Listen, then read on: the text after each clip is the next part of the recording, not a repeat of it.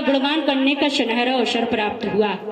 आज इस माँ के गुणगान में आज हमारी माताएं बहनें आई हैं, तो हम उनसे विनम्र निवेदन करते हैं कि जिस प्रकार की हमने अभी साधना की, वैसी ही साधना अपने घर आंगन में करोगे तो एक दिन ऐसा अवश्य आएगा जब तुम्हारा घर नशा मुक्त मांसाहार मुक्त जरूर हो जाएगा।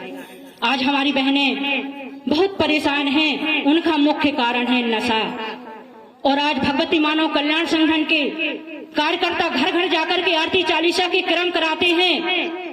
उनका लक्ष्य एक ही रहता है कि एक घर अगर नशा मुक्त हो गया तो हम समझते हैं कि हमने एक महायुद्ध जीत लिया।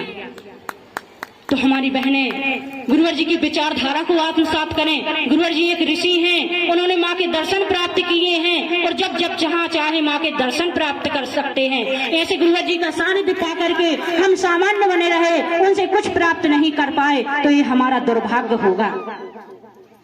आज हमारी बहनें चाहे तो अपने घर को मंदिर बना सकती हैं, अपने बच्चों को संस्कारवान बना सकती हैं, लेकिन आज हमारी माताएं बहनें माँ की साधना से डरती हैं। वह सोचती है कहीं माँ हमारा निष्ठ न कर दे। तो हम भी जब भगवती मानव कल्याण संगठन से नहीं जुड़े थे तो हम भी माँ की साधना से डरते थे। कहीं भी आरती चालीसा के क्रम होते थे तो हम भी वहाँ जाते नहीं थे कि अगर हम चालीसा में जाएंगे तो माँ से अगर हम से कोई गलती हो गई तो माँ कहीं हमारा अनिष्ट न कर दे।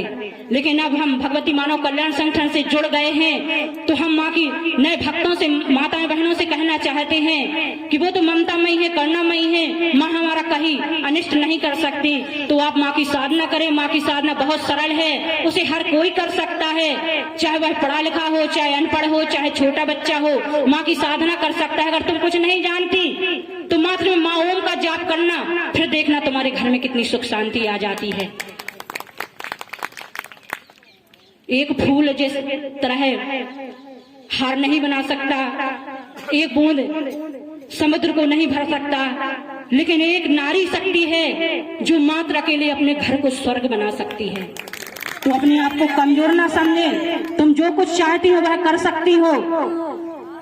अपने बच्चों को संस्कारवान बना सकती हो, अपने घर को मंदिर बना सकती हो, अपने परिवार को नशा मुक्त बना सकती हो। अगर तुम्हारे घर में नशा होता है तो यह नहीं सोचें कि हम अगर माँ की साधना करेंगे तो माँ कहीं हमारा हित ना कर दे। ऐसा कुछ नहीं है।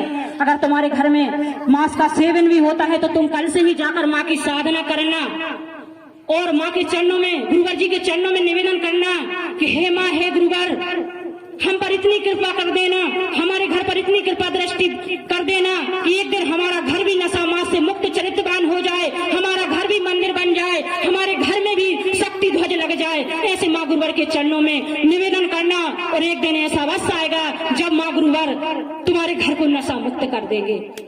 आज हमारा घर भी नशा मुक्त नहीं था, हम भगवती मानव कल्याण संगठन से जुड़ गए थे, लेकिन हमारे घर में भी नशा होता था।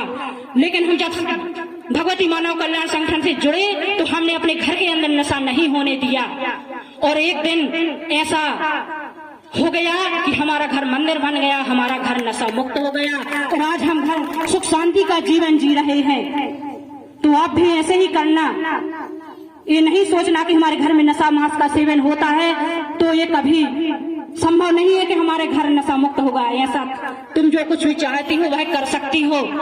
अपने घर में माँ की साधना करना, दुर्गा चालीसा पाठ की एक एक लाइन महामंत्र के समान है। तुम अपने घर में दुर्गा चालीसा का पाठ करना, सिद्धाश्रम धाम एक बार अवश्य जाना। अगर तुम कितने ही तीर्थ धाम क्यों न कर लियो हो, लेकिन एक बार पंचज्योति शक्ति तीर्थ सिद्धाश्रम धाम जाना, ऐसे गुरुवर जी के दर्शन करना जो माता आदि शक्ति जगत जननी जगदम्बे के दर्शन प्राप्त करते। हमारे गुरुवर जी ने कहा है कि अगर तुम माँ की साधना करोगे तो तुम्हें 33 करोड़ देवी देवता तुम्हें एक साथ आशीर्वाद प्रदान करेंगे। तो तुम इधर उधर मत भटको, अपने घर को मंदिर बनाओ और मात्र में माँ की साधना ही करना, फिर तुम्हें सारे देवी देवता एक साथ आशीर्वाद प्रदान करेंगे जिससे तुम्हारे जीवन में पूर्णता आएगी।